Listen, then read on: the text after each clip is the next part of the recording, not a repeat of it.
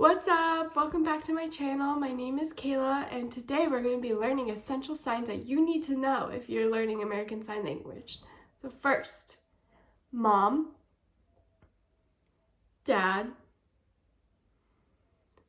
name, who, what, where, why, fine, cool, nice, clean, sister, brother, cousin. It's girls down here, boys up here.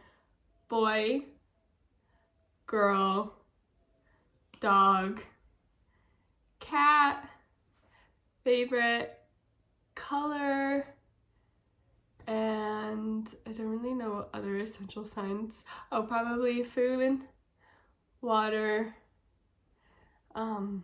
milk, balloon. I don't really know why balloon is essential, but it is. Home, deaf, boyfriend, girlfriend, finished. Okay.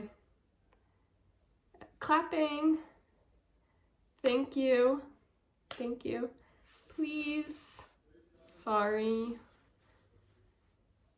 exhausted, tired, and yeah, yes, no.